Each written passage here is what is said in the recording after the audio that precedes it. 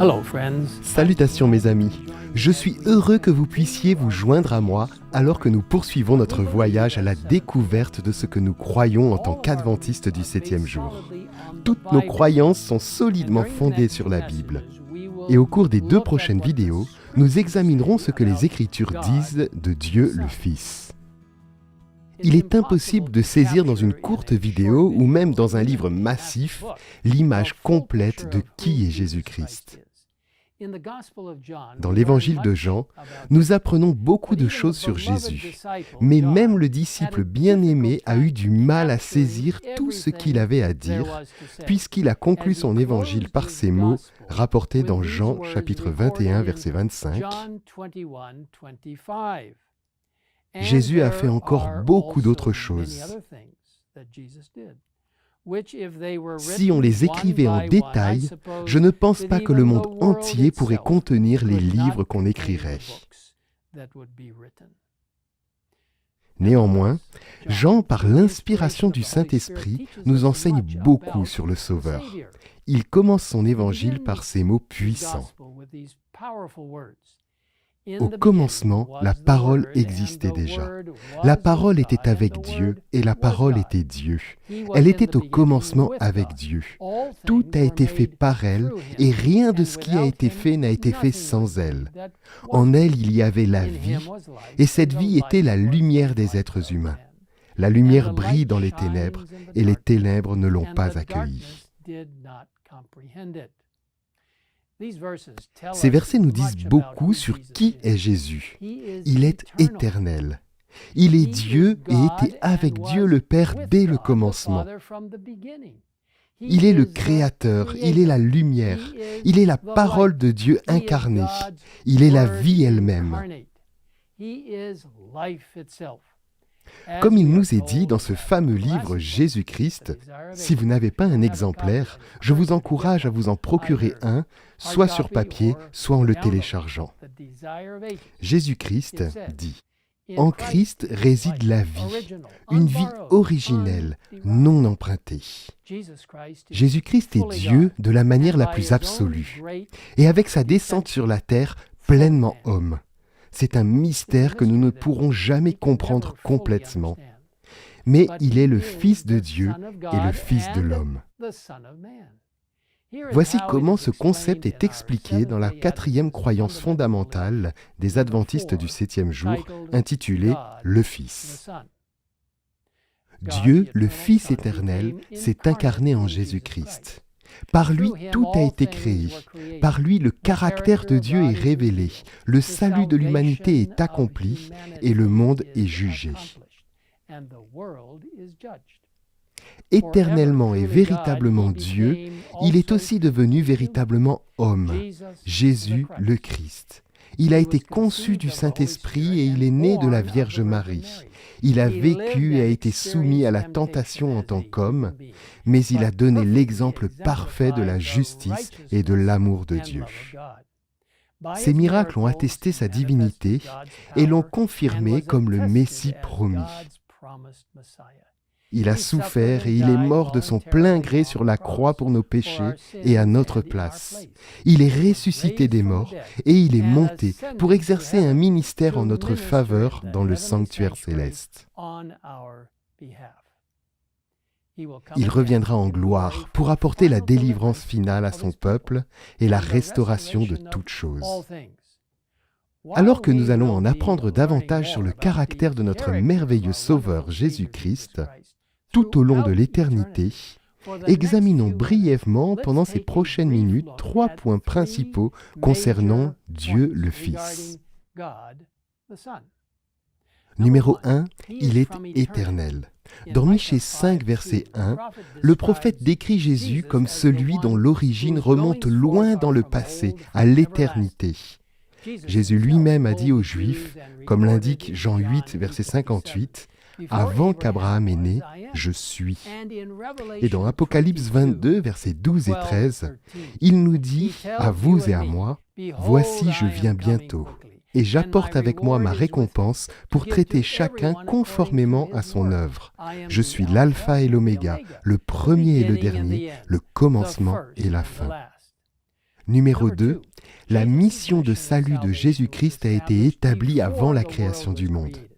Dans 1 Pierre 1, verset 19, l'apôtre Pierre déclare que nous avons été rachetés par le sang précieux du Christ, qui s'est sacrifié comme un agneau sans défaut et sans tache. L'apôtre poursuit au verset 20 en affirmant que Jésus a été révélé dans les derniers temps à cause de vous. Dans l'Apocalypse, Jean affirme ce point lorsque dans Apocalypse 13, verset 8, il se réfère à Jésus comme l'agneau offert en sacrifice, et ce, dès la création du monde. Numéro 3, la naissance et la mission de Jésus ont été annoncées dans les prophéties. Peu après qu'Adam et Ève eurent péché, Dieu leur révéla la première prophétie d'un Rédempteur à venir lorsqu'il dit au serpent « Je mettrai l'hostilité entre toi et la femme, entre ta descendance et sa descendance. Celle-ci t'écrasera la tête et tu lui blesseras le talon. » Vous voyez, les prophéties ont continué tout au long de l'Ancien Testament avec des hommes de Dieu parlant d'une seule voix, donnant des indications claires pour identifier le Sauveur du monde. Dieu a promis que le Rédempteur viendrait par la descendance d'Abraham, promettant, comme indiqué dans Genèse 22, verset 18, que toutes les nations de la terre seront bénies en ta descendance. Ésaïe a prophétisé que le Sauveur viendrait sous forme d'un enfant mâle et qu'il serait à la fois humain et divin, comme nous le disons dans Ésaïe 9, verset 5. En effet, un enfant nous est né, un fils nous est donné, et la souveraineté reposera sur son épaule. On l'appellera merveilleux, conseiller, Dieu puissant, Père éternel, Prince de paix. Cet enfant naîtrait à Bethléem, comme le prophétise Michée 5, verset 1. Sa naissance serait miraculeuse, d'origine divine, comme l'indique Ésaïe 7, verset 14. La Vierge sera enceinte, elle mettra au monde un fils et l'appellera Emmanuel. En Matthieu 1, versets 20 et 21, le Nouveau Testament confirme cette prophétie. Nous lisons qu'un ange dit à Joseph: « N'aie pas peur de prendre Marie pour femme, car l'enfant qu'elle porte vient du Saint-Esprit. Elle mettra au monde un fils, et tu lui donneras le nom de Jésus, car c'est lui qui sauvera son peuple de tous ses péchés. » Jésus lui-même, lors du culte de la synagogue de Nazareth, a reçu le livre d'Ésaïe. Ouvrant le rouleau, il a lu le passage que nous trouvons dans Ésaïe 61, versets 1 et 2. « L'Esprit du Seigneur, de l'Éternel est sur moi, parce que l'Éternel m'a consacré par onction pour annoncer de bonnes nouvelles aux pauvres. Il m'a envoyé pour guérir ceux qui ont le cœur brisé, pour proclamer aux déportés la liberté et aux prisonniers la délivrance, pour proclamer une année de grâce de l'Éternel. » En fermant le rouleau, Jésus, comme le rapporte Luc 4, verset 21, a proclamé « Aujourd'hui, cette parole de l'Écriture est accomplie. » Et lorsque nous lisons la vie et le ministère du Christ sur terre, il est clair qu'il a rempli sa mission telle que décrite par les prophètes.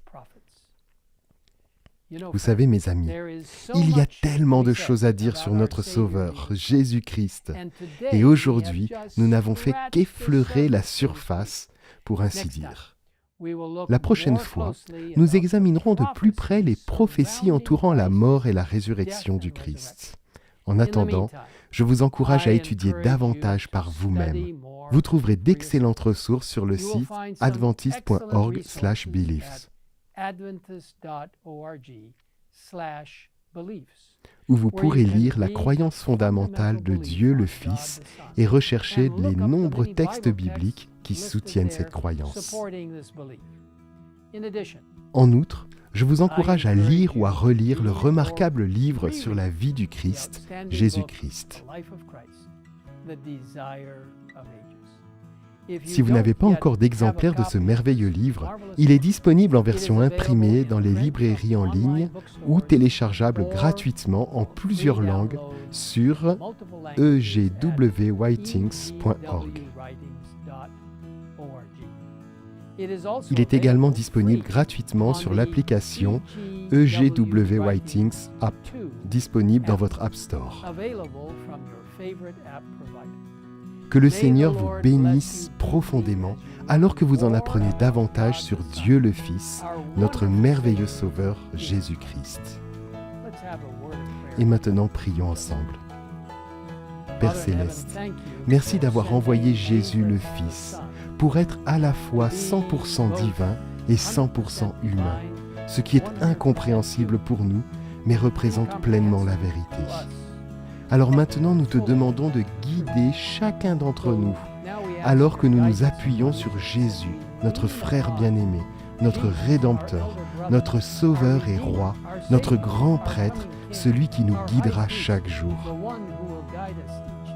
Merci de nous entendre dans cette prière. Nous le demandons au nom de ton Fils Jésus-Christ. Amen. Jesus Christ. Amen.